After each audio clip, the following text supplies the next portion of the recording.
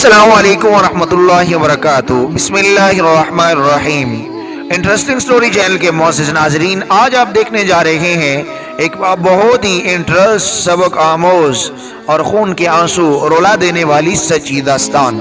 چلتے ہیں ویڈیو کی جانب۔ ایک دفعہ 3 ڈاکو رات کو ڈاکہ ڈالنے کے لیے ایک گھر میں گئے۔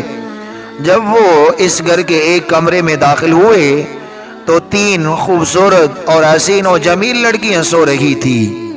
جب ڈاکوؤں نے ان کو اکیلے دیکھا تو ان کے دل میں شیطان نے شیطانگی پیدا کر دی اور انہوں نے ان تینوں لڑکیوں کے ساتھ اس کمرے میں زبردستی زنا کرنا شروع کر دیا۔ اس کمرے میں اندھیرا اتنا تھا کہ ان تینوں لڑکیوں کو ان لوگوں کی شکل کی پہچان نہ ہو سکی، اور وہ تینوں ڈاکو بھی لڑکیوں کی شکل کو نہ دیکھ سکے۔ تینوں بہنوں سے زبردستی زنا کر کے وہ ڈاکو وہاں سے چلے گئے۔ چند دنوں بعد وہ تینوں ڈاکو ایک گلی میں سے گزرے جس گلی میں مسجد تھی۔ اس مسجد میں امام صاحب تقریر فرما رہے تھے کہ زنا انسان پر ایسا قرض ہے جو انسان کو ہر حالت میں ادا کرنا پڑتا ہے، لیکن اگر کوئی انسان اللہ کے دروازے پر توبہ کر لے تو اللہ تعالیٰ اس کے قرض کو زائل کر دیتا ہے، لیکن شرط یہ ہے کہ سچے دل سے توبہ کی جائے۔ امام صاحب کی یہ بات ان تینوں کے دل کو جا لگی، کیونکہ وہ تینوں بھی اکلوتی بہنوں کے بھائی تھے۔ ان تینوں نے کہا، اگر ہماری بہنوں کو کسی نامحرم نے ہاتھ بھی لگایا تو ہم اس کی جان نکال دیں گے۔ تو دوسرے نے کہا کہ جو قرض ہم پر ہے وہ ہمیں ہر حالت میں اتارنا پڑے گا۔ تیسرے نے کہا، گناہ ہم نے کیا ہے اور سزا تو ہماری معصوم بہنوں کو بھگتنی پڑے گی۔ ایسے بھائی کے زندہ رہنے سے تو اچھا ہے کہ وہ پانی میں ڈوب کر مر جائے۔ اب تینوں کو اپنے گناہ کا احساس ہو چکا تھا اور انہوں نے ایک دوسرے سے کہا کہ اس کی تلافی کیسے کی جائے۔ وہ تینوں اس گلی میں پشیمان ہو کر بیٹھ گئے۔ پھر ایک نے کہا، امام صاحب کے پاس جا کر مدد لیتے ہیں۔ اس کے بعد وہ مسجد کے اندر داخل ہوئے اور امام صاحب کو ساری صورتحال سے آگاہ کیا۔ امام صاحب نے کہا، میرا رب بڑا غفور و رحیم ہے، اگر وہ معاف کرنے پر آئے تو 100 قتل کرنے والوں کو بھی معاف کر دیتا ہے، لیکن اگر وہ پکڑنے پر آئے تو ایک ریشم کے داغے جتنے گناہ سے بھی پکڑ لیتا ہے۔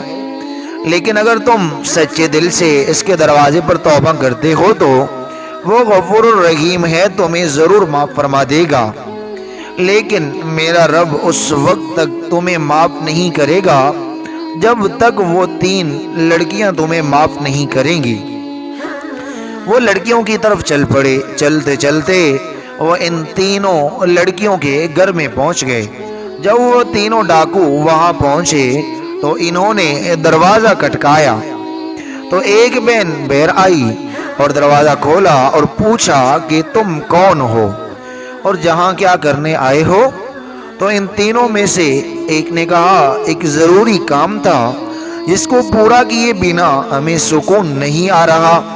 ان کی باتوں سے اس لڑکی کو تسلی ملی اور وہ تینوں کو اندر لے گئی۔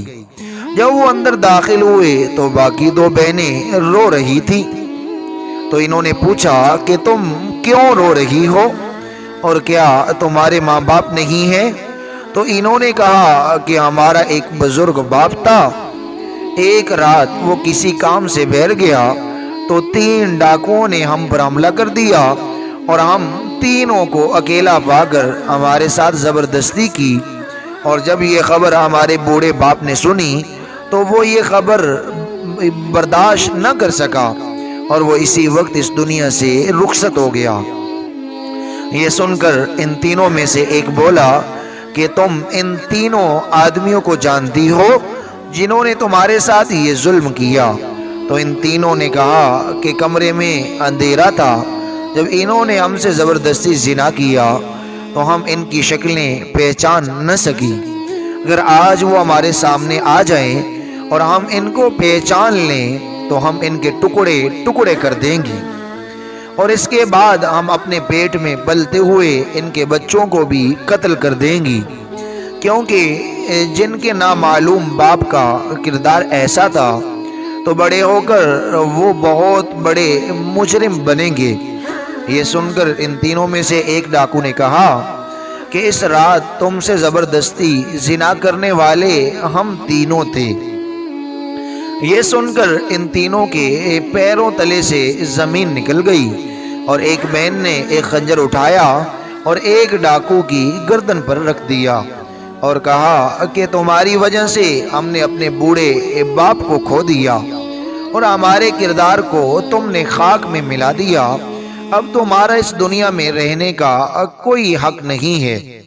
تو دوسرے نے کہا کہ واقعی ہم سے بہت بڑا گناہ ہوا ہے، لیکن ہم اس کی تلافی کرنے کے لیے ہی تمہارے پاس آئے ہیں۔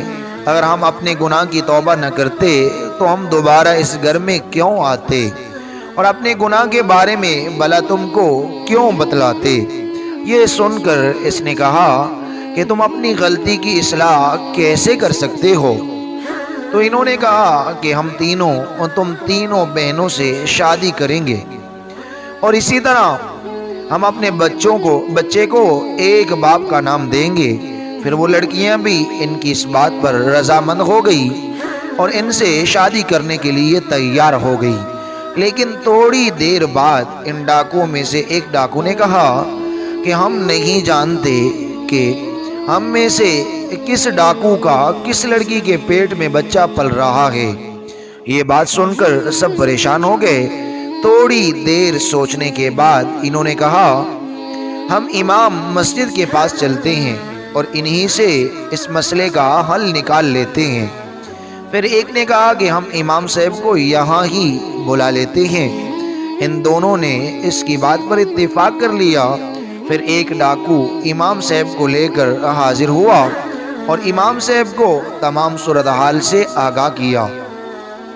تھوڑی دیر سوچنے کے بعد امام مسجد نے ان تینوں ڈاکوؤں کو ایک لائن میں کھڑا کر دیا اور پھر ایک لڑکی کو کہا کہ تم ان تینوں کے سینے سے ناک لگا کر خوشبو سونگو، کیونکہ جب تم ان تینوں کے قریب جاؤ گی تو تمہیں ایک عجیب و غریب سی خوشبو محسوس ہوگی، کیونکہ ہر مسلمان چاہے جتنا ہی کیوں نہ گناہ گار ہو، اگر اس نے نبی کریم صلی اللہ علیہ وسلم کا کلمہ پڑھ لیا ہو تو اس کے جسم سے ایک عجیب و غریب قسم کی خوشبو نکلتی ہے، اور وہ خوشبو ہر ایک میں مختلف ہوتی ہے، اور جب تم ان تینوں میں خوشبو سونگو گی تمہیں محسوس ہوگا کہ اس رات کون سا ڈاکو تمہارے قریب آیا تھا۔ یہ سن کر وہ تینوں بڑے حیران ہوئے، اور پھر ایک لڑکی تینوں کے قریب گئی اور خوشبو سونگنے کے بعد کہنے لگی کہ امام سے مجھے پتہ چل گیا ہے کہ اس رات یہی نوجوان میرے قریب آیا تھا۔